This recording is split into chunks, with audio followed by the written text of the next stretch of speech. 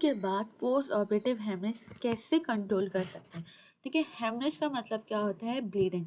ठीक है, या फिर इसको हम बोलते हैं uncontrol loss of blood from the blood vessels. सबसे पहला काम एक्सट्रैक्शन के बाद क्या करना है? एक गॉज लेना है। ठीक है, उसको फोल्ड करना है और डायरेक्टली एक्सट्रैक्शन साइट के ऊपर रख देना है। ये एक्सट्रैक्शन साइट है। ठीक है, हमने गॉज को फोल्ड किया। ठीक है, और उसको थोड़ा सा मॉइस्ट किया और फिर उसको हम लोग एक्सट्रैक्शन साइट पे रख देते हैं। अब एक गलती ये कर रहे होते हैं कि गॉस बहुत बड़ा बना लेते हैं, जिसकी वजह से क्या होगा? वो दांतों को कवर कर रहा है, लेकिन एक्सट्रैक्शन साइट पे कुछ फ़र्क ही नहीं पड़ेगा, वहाँ पे कोई प्रेशर नहीं पड़ेगा, तो इसलिए इसका कोई फ़ायदा ही नहीं है। तो हम क्या करते हैं? गॉस बनाते हैं, थोड़ा-सा उसको मॉइस्ट करते हैं। मॉइस्ट या फिर ट्रिपल सिरिंज से थोड़ा-सा पानी लेके डाल सकते हैं, या फिर हम लोग क्या करते हैं? थोड़ा-सा एनेस्थीसिया सॉल्यूशन वहाँ पे रख देते हैं। इसका फ़ायदा ये होता है कि हम पेशेंट को बोलते हैं गॉस को 30 मिनट तक, आधे घंटे तक लगा के रखना है। तो अगर वो मॉइस्ट होगा तो उसकी वजह से जो ब्लड क्लॉट होगा वो गॉज के ऊपर स्टिक नहीं होगा। ठीक है, लेकिन अगर हमने मॉइस्ट नहीं किया तो क्या होगा? ब्लड क्लॉट वहाँ पे स्टिक हो जाएगा और फिर जब गॉज रिमूव करेंगे तो वो क्लॉट जो फॉर्म हुआ है वो भी उसके साथ ही रिमूव हो जाएगा। तो मेक श्योर इसको हमें वेट करना है। ठीक है, हम पेशेंट को बोलेंगे कि 30 मिनट तक इसको लगा के रखना है। अभी 30 मिनट तक आपको कोई चीज़ अपना मुंह बंद रखना है। ठीक है, कोई चीज़ खानी नहीं है। ठीक है, अब पेशेंट को हम लोग इंस्ट्रक्शन देंगे कि स्लाइटली ऊजिंग 24 आवर्स तक हो सकती है, इट इज़ नॉर्मल।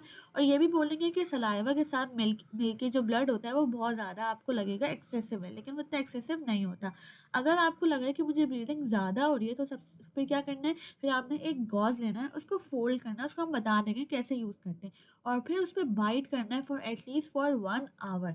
या फिर हम लोग क्या यूज़ कर सकते हैं? टी बैग को बोलेंगे कि 30 मिनट तक उस एक्सट्रैक्शन साइट पे रखो और फिर उसको क्लोज कर लो। ठीक है, टी बैग में एक ये काम होता है, उसके अंदर एक टैनिक एसिड होता है जो कि वेजो कंस्ट्रिक्शन प्रोड्यूस करता है। जब वेजो कंस्ट्रिक्शन होगी तो वहाँ पे ब्लीडिंग नहीं होती।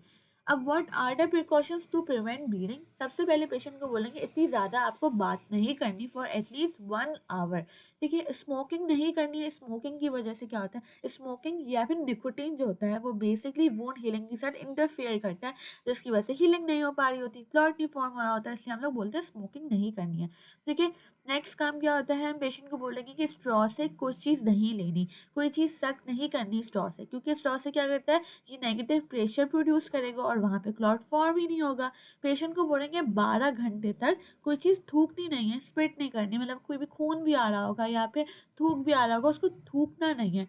ठीक है, क्योंकि उसकी वजह से क्या होता है? सेम चीज़ प्रेशर प्रोड्यूस होता है। जब हम लोग थूकेंगे, जब पेशेंट थूकता है तो क्या होगा? वहाँ पे जो क्लॉट होगा वो भी वहाँ से डिसलॉज हो जाएगा। ठीक है, पेशेंट को बोलेंगे कोई स्ट्रेनस एक्टिविटी नहीं करनी 12 टू 24 आवर्स, ज़्यादा एक्सरसाइज नहीं करनी।